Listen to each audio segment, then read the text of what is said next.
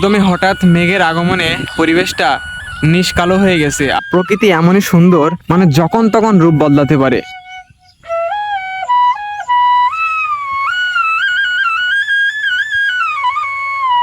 কিছুক্ষণ আগে ছিল মাঠে ঝলমলে রোদ, আর এখন দেখতে পাচ্ছি আমরা মেঘ ঘনিয়ে এসেছে, কালো হয়ে গেছে।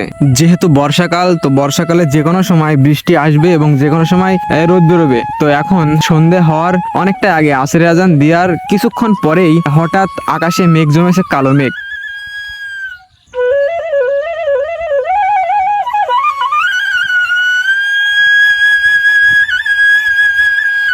তবে হঠাৎ করে আকাশে কালো মেঘ আসায় বৃষ্টি হওয়ার সম্ভাবনা এনেছে।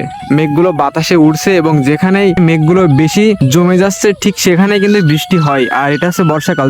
বর্ষাকালে এমনই হয়, যখন হচ্ছে আবার কিছুক্ষণ পরে আবার বৃষ্টি হচ্ছে না।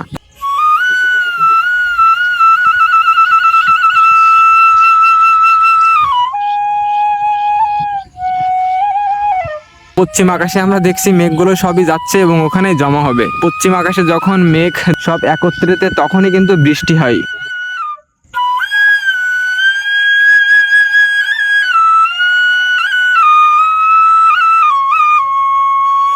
বৃষ্টির মাঝেও কিন্তু ছুটে চলা মানুষ বন্ধ নেই, তারা যে কোনো কর্মে এভাবেই ছাতা নিয়ে যাচ্ছে, কারণ মাঠের ভিতরেই তাদের বাড়ি, এই মাঠই তাদের রাস্তা।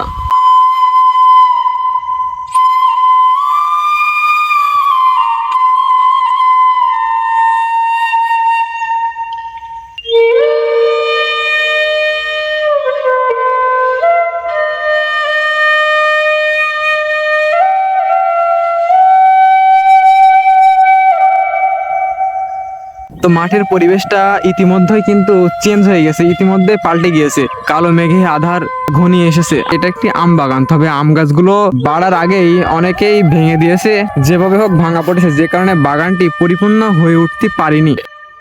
এই পাশেই কিছু গাছ আছে যেগুলোতে কিছু পাতা আমরা দেখছি।